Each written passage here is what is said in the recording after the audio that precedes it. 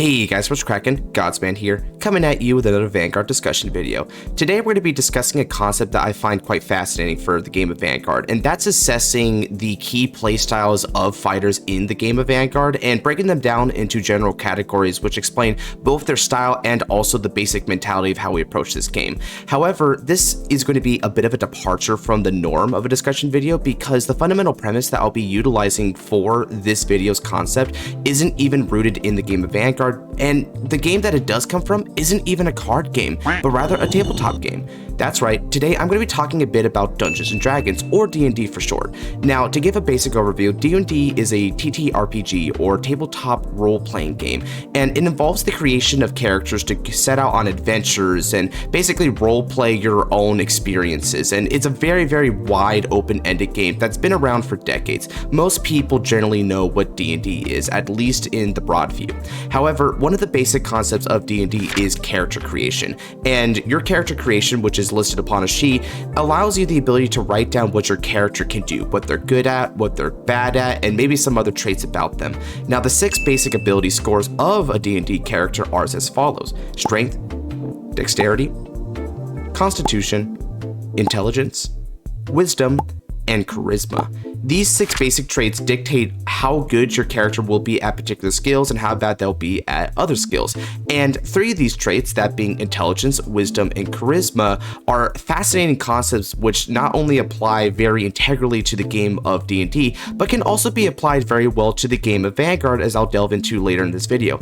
However, before we get into the meat and potatoes of this video, I do want to let y'all know that I do Vanguard content quite a bit on this channel, and if you're looking for more content like that, then do be sure to comment, subscribe, and turn notification bell for next time I do upload one of these videos. Trust me, we're trying to get up to the 3K mark and every little bit helps. So if you're looking for more Vanguard content, then this is definitely the place to be. Now, with all that out of the way, let's go ahead and delve right into it. I hope you enjoy.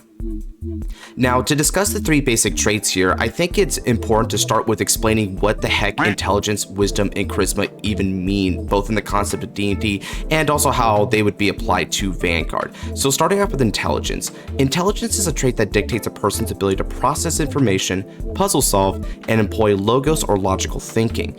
Intelligence serves to identify, quantify, and ultimately master the world around it through knowledge and reason. Wisdom, meanwhile, is a trait that dictates the person's ability to perceive and understand the nature of things. It deals with situational awareness and employs pathos-esque or comparative thinking based on past experiences, whether that experience be from yourself or from others. Finally, we have charisma, which is an interesting trait which dictates a person's ability to navigate through situations and connect with those around them. It examines a person's instincts and force of will, employing ethos-like reasoning in order to feel out a situation and indeed manifest fortune. Now, in the game of Dungeons & Dragons, these 3 traits are linked to certain classes within the game, particularly those capable of magic. Examples of intelligence casters include the all-knowing wizard and the genius artificer. Great examples of wisdom casters include the expert survivalist ranger class and the one with nature druid class. Examples of charisma include the magnetic personality that is the bard, as well as the inspiring and daring paladin class. Whether it be the wizard accessing the vast knowledge stored within their spell book, the ranger relying on their experience and senses to navigate through treacherous environments, or the bard using their wit and good luck to get them out of whatever bizarre situation they find themselves in, the arcane classes of Dungeons & Dragons all rely on one of these 3 traits as the cornerstone of their power. And this concept can be applied to Vanguard, its fighters, and indeed you the viewer as well. An intelligence fighter is someone who can use their statistical data and knowledge of the fundamental gameplay of Vanguard as the cornerstone of their playstyle, be it adjusting their card choices to counter current meta threats or play around an enemy's win conditions. These fighters do a lot of their fighting off the table, so to speak, and aim to prepare themselves for whatever the opponent may throw at them. A perfect example of an intelligence fighter is Gwee. As an artificial intelligence, Gwee compiles their ever-growing reserves of fight data in order to formulate perfect battle strategy. This is often bore out in how they built their signature deck Griffogila, adjusting the nation and card choices to maximize their win condition and counter the deck of their opponents. Meanwhile, Misaki Tokura is another famous example, utilizing her eidetic memory and analytical skills to great effect. The best showcase of this would be Misaki utilizing the Tsukiyomi deck to stack cards on the bottom of the deck until they return to the top of the deck, thus allowing her the ability to know every single card she would ever draw and trigger check for the rest of the game.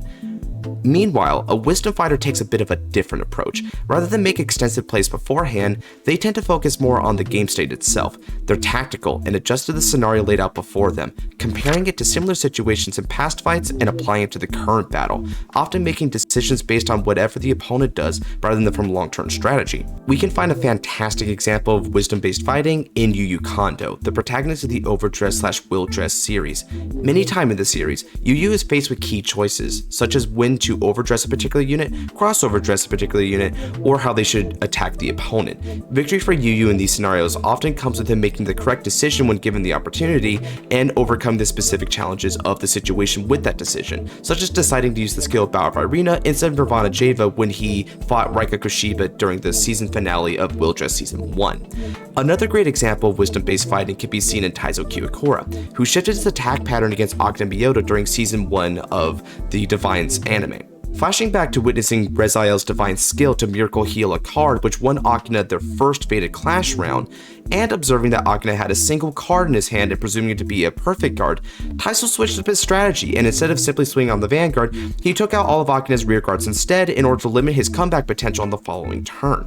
Now, Charisma fighters are another method entirely. These fighters rely on their instincts and indeed good luck to seize victories in card fights. Though it may seem sacky and braided at first glance, though, the merit of a Charisma fighter is certainly one to be acknowledged. See, listening to their gut rather than clutter their thoughts with matchup data or examining the opponent's board, Charisma fighters are willing to make risky plays that win big when they work, and at times perhaps even manifesting that crucial draw from top deck or trigger check needed to win the day.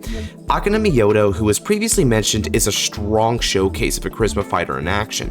Akina takes a lot of big risk and tends to reach out for big moments to turn the tide of battle back in his favor. I already mentioned how Taizo Kiwakura utilized wisdom-based fighting against her protagonist, but it was ultimately Akina who won that bout thanks to the avant-garde strategy of taking out all of his heals and PGs from his deck to focus solely on aggression. This reckless abandon allowed Akina to break through Taizo's defense at the opportune moment, and ironically punishing his opponent for playing wisely against him. Chrono Shindo, the protagonist of Vanguard G, is known for his bombastic luck in battle, but to give credit where credit is due, Chrono is also a prime example of knowing when to take the right risk to get the job done. When he strides both Mystery Flare and Mystery Freeze Dragon, Chrono Shindo opted for these high-risk units because he correctly assessed that a more stable or safe option would not be able to win the day against opponents who were overwhelmingly in the lead against him. By choosing these dangerous gambles, he was able to take hold of perhaps the only possibility of victory set before him. Another thing to note about these three traits is that some fighters can combine these traits into their own personal style. Rika Kushiba, for instance, while primarily an intelligence fighter, also often takes informed risk in crucial moments to come out ahead, thus utilizing some amount of charisma-based fighting. One such risk being when he bets on the drive check to get a revolt form unit against Yugioh in the rematch. He emphasized that the twin drive had a good possibility to dig into said revolt form, and it came to be. In other words, he made an informed bet, and it worked.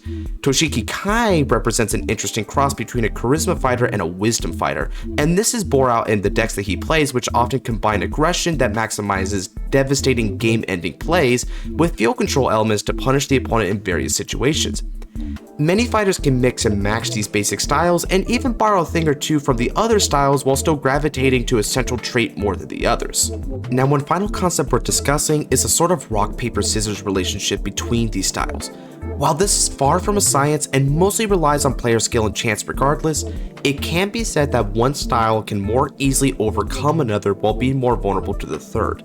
In essence, intelligence gameplay can be countered by wisdom gameplay, which can dismantle a strategy through experience and adaptation. Wisdom gameplay can be punished by charisma gameplay, which preys on the reactive nature of wisdom players to blow them out before they can properly respond to the situation. That said, charisma gameplay is going to struggle against the superior strategies of intelligence gameplay, which mitigates risk by nature. Again, this isn't really gospel or anything, but it is something I've observed as a trend in many fights, both in the anime and in real life. Speaking of, that's where you come in. Which of these aspects do you embody in your gameplay? Do you lean towards one style heavily, or are you split between a couple? Whether that be telling me which of these styles that you embody, or your thoughts on the concepts overall in this video, I'm super curious to hear everything down in the comment section below, so please do tell, and trust me, I do read them. And with all that said, if you did enjoy this video, then do be sure to like, comment, subscribe, and turn on the notification bell for next time I upload a Vanguard video. I do Vanguard videos of all sorts, whether that be top 10s, discussions, anime reactions, fight nights, the whole shebang, so check them out. And with that said, take care and God bless.